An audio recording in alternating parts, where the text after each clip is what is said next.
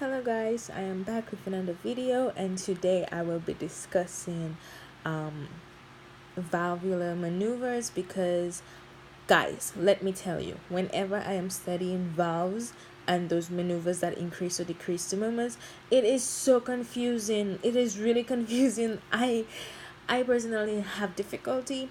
So this morning I took the time out of my studying schedule, probably about, I still count this as studying really, but I took the time out to try and do this paper thingy that I'm gonna stick in my first aid.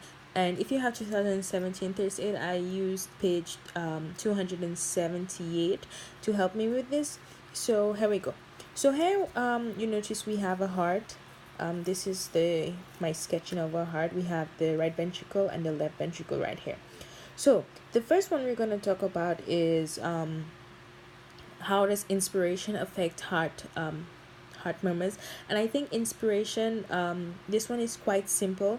You know that inspiration has to do with breathing and the lungs, and we know that the right side of the heart is connected to the lungs. Therefore, if we increase inspiration, we increase venous return to the right side of the heart, thereby increasing all the right-sided movements. So this one is pretty straightforward, really. But the others, such as hand grip and Valsalva maneuver and rapid squatting, are very not intuitive. So let's get into it. The first one we're going to talk about is afterload. Okay, so here we have afterload. Or I should say hand grip. Hand grip increases the afterload. So this in my little mnemonic picture thing here, hand grip represents the blue arrows, and everything in blue is hand grip.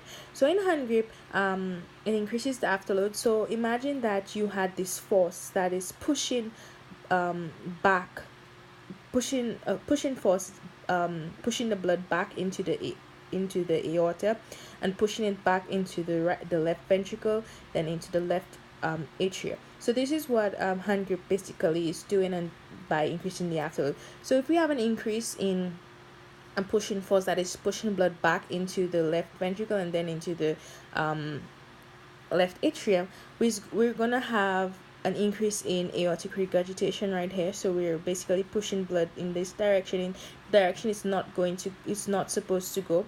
So we have aortic regurgitation increasing, and we have mitral regurgitation increasing. Also, since we have an increase in blood back into the left ventricle, there is an increase in blood in the left ventricle. Blood is there's too much blood there, so blood gets shunted into the right side, into the right ventricle. So therefore, we increase in VSD.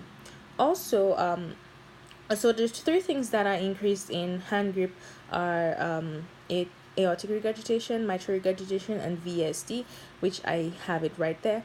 But something is decreased in hand grip, and if we have all this blood in the left ventricle, we have an accumulation of blood in the left ventricle. That means the left ventricle is filled, and our mitral valve will try to remain closed. More often. So therefore, the mitral valve is not dangling enough to hit on the asymmetric septum that we usually get in hypertrophic cardiomyopathy. Therefore, in increased afterload, hypertrophic obstructive cardiomyopathy is decreased. Also, since blood is not going in the direction it's supposed to go, we have a decrease in aortic stenosis right there. So the other one we're going to look at is rapid squatting. But before I go into rapid squatting, there's something we need to another thing we need to remember for hand grip that I don't have here. Hand grip also causes the click, or the click in mitral valve prolapse to occur later. Since we have more blood in the ventricle, it's going to take more time for the mitral valves to close.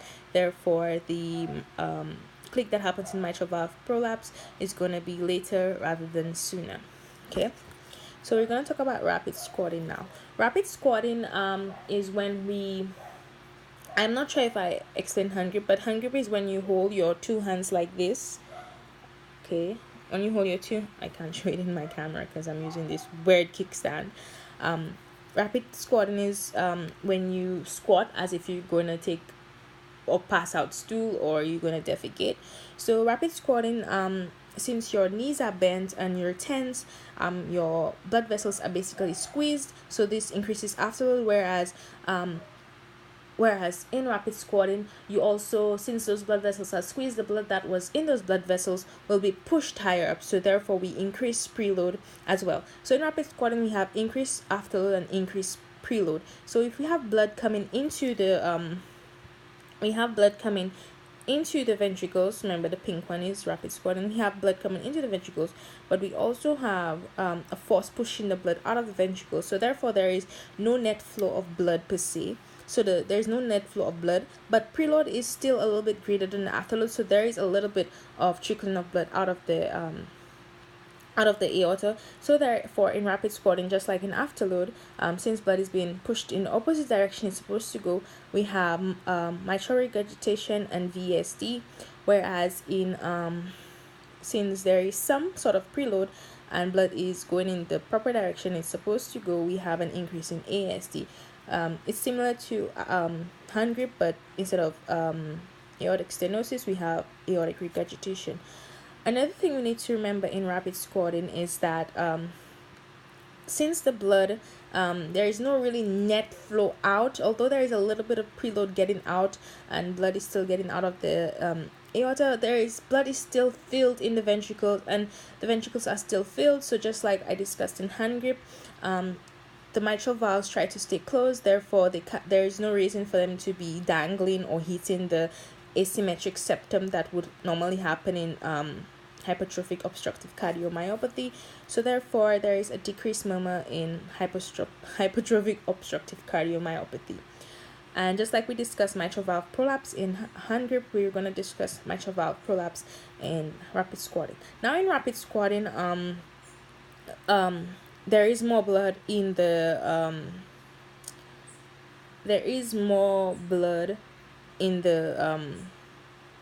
ventricles, so therefore the mitral valves are going to close later, and therefore we have a later closing of the mitral valves for mitral valve prolapse, similar to afterload or similar to the hand grip one.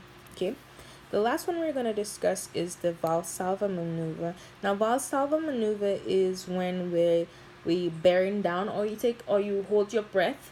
If you inhale and then you hold that inhalation and bear down as if you're pushing the air into your pelvic region, this is what Valsalva maneuver is. And Valsalva maneuver therefore increases the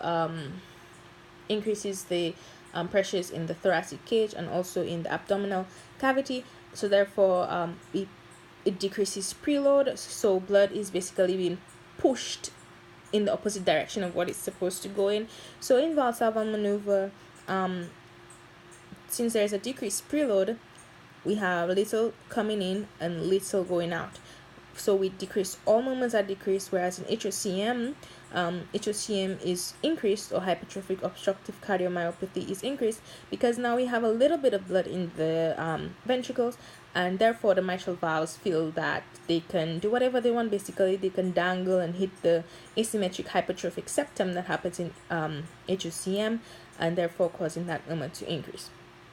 Okay, so this has been my little picture mnemonic for, I wouldn't say it's a mnemonic, but basically an explanation of what is so hard to understand. So I try to make it easier for both myself, because I will be looking at these videos when I forget, but after this I don't think I'll forget it. But I hope this was helpful, and I hope you understand. If you like this video, don't forget to click the like button, and if you like all my other videos, don't forget to subscribe, because it makes me feel like I am helping somebody, even though I don't have a lot of subscribers. But thanks for watching.